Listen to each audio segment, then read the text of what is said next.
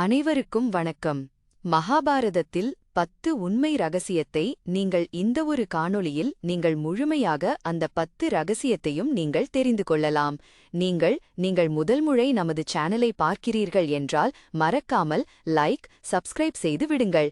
அப்பொழுதுதான் நான் போடும் வீடியோஸ் அனைத்தும் உடனுக்குடன் உங்களுக்கு வந்து சேரும்.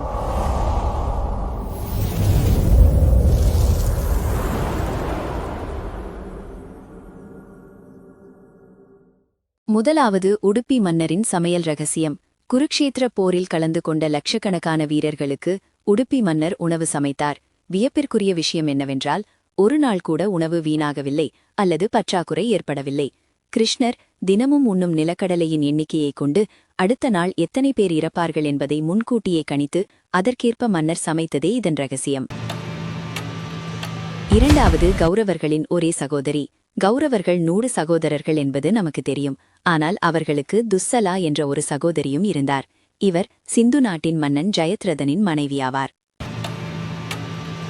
மூன்றாவது, சகாதேவனின் காலஞானம். பஞ்ச பாண்டவர்களில் இளையவரான சகாதேவன் முக்காலமும் உணர்ந்தவர்.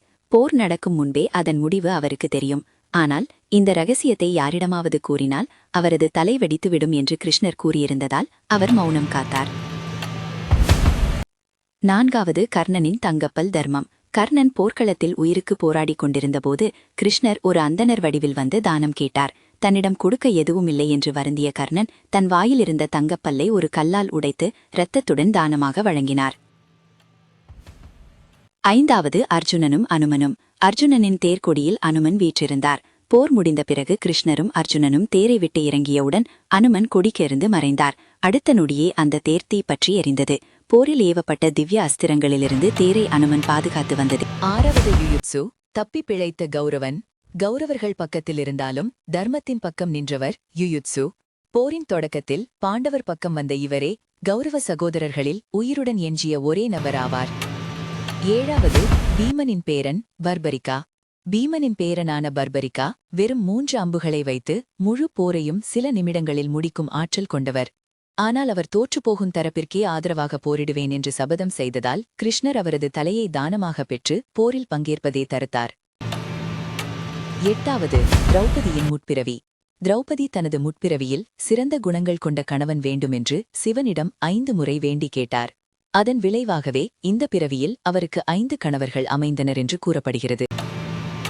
ஒன்பதாவது, சந்தனுவின் தந்தை கொடுத்த வரம். பீஷ்மரின் தந்தை சந்தனு தனது மகனுக்கு இச்சா மிருத்யு, தான் விரும்பும் போது மட்டுமே மரணம் அடையலாம் என்ற வரத்தை அளித்தார். இதனால்தான் அம்பு படுக்கையிலிருந்தும் பீஷ்மரால் உத்தராயண காலம் வரும் வரை காத்திருந்து உயிரை துறக்க முடிந்தது. பத்தாவது, அபிமன்யுவின் பாதியறிவு. சுபத்ரையின் கருவில் இருக்கும்போதே சக்கரவியூகத்திற்குள் நுழையும் வித்தையை அபிமன்யு கற்றுக்கொண்டார்.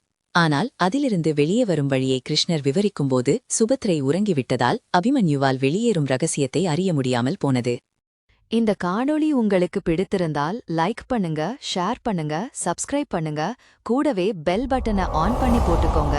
அப்பதான் நான் போடுற வீடியோஸ் உங்களை வந்து சேரும். வேறு ஒரு நல்ல வீடியோவில் உங்களை வந்து சந்திக்கிறேன். அதுவரை உங்களிடமிருந்து விடைபெறுகிறேன். நன்றி, வணக்கம்.